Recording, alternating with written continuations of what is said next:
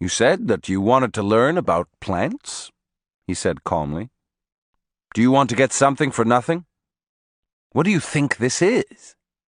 We agreed that you would ask me questions and I'd tell you what I know.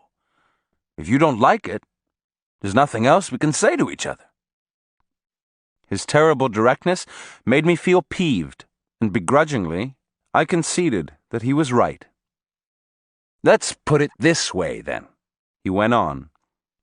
If you want to learn about plants, since there's really nothing to say about them, you must, among other things, erase your personal history. How? I asked. Begin with simple things, such as not revealing what you really do.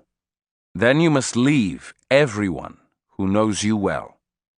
This way, you'll build up a fog around yourself.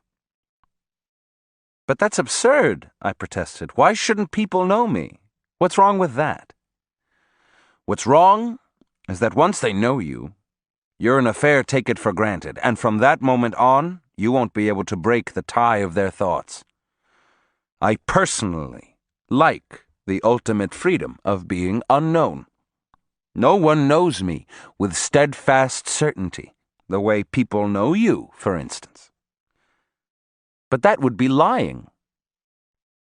I'm not concerned with lies or truths, he said severely. Lies are lies only if you have personal history. I argued that I didn't like to deliberately mystify people or mislead them. His reply was that I misled everybody anyway.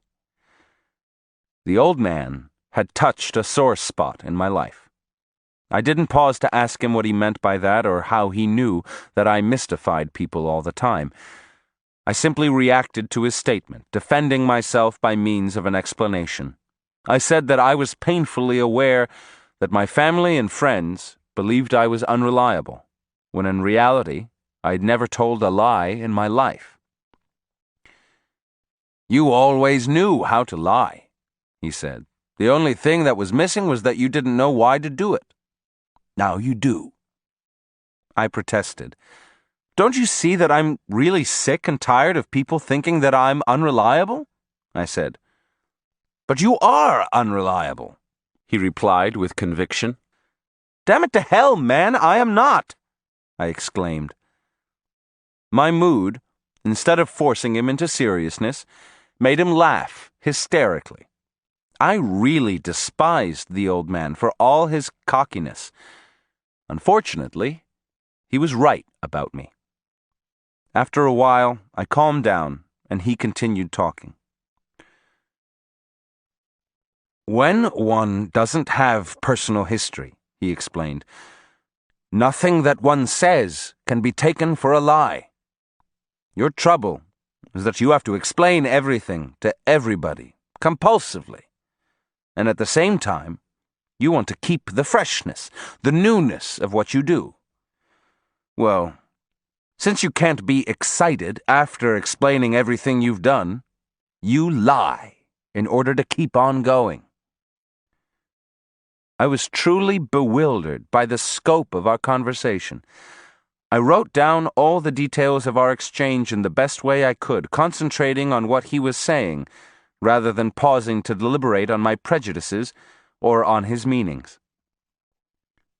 From now on, he said, you must simply show people whatever you care to show them, but without ever telling exactly how you've done it.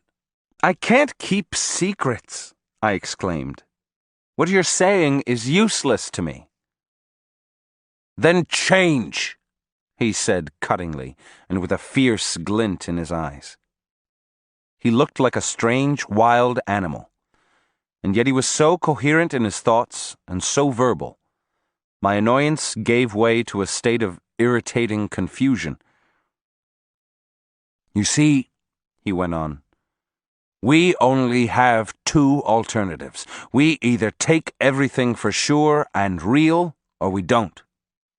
If we follow the first, we end up bored to death with ourselves and with the world. If we follow the second and erase personal history, we create a fog around us. a very exciting and mysterious state in which nobody knows where the rabbit will pop out. Not even ourselves. I contended that erasing personal history would only increase our sensation of insecurity. When nothing is for sure, we remain alert, perennially on our toes, he said. It's more exciting not to know which bush the rabbit is hiding behind than to behave as though we know everything. He didn't say another word for a very long time. Perhaps an hour went by in complete silence. I didn't know what to ask. Finally, he got up and asked me to drive him to the nearby town. I didn't know why, but our conversation had drained me. I felt like going to sleep. He asked me to stop on the way and told me that if I wanted to relax, I had to climb to the flat top of a small hill on the side of the road and lie down on my stomach with my head towards the east. He seemed to have a feeling of urgency. I didn't want to argue, or perhaps I was too tired to even speak. I climbed the hill and did as he had prescribed. I slept only 2 or 3 minutes, but it was sufficient to have my energy renewed. We drove to the center of town, where he told me to let him off. "Come back," he said as he stepped out of the car. "Be sure to come back."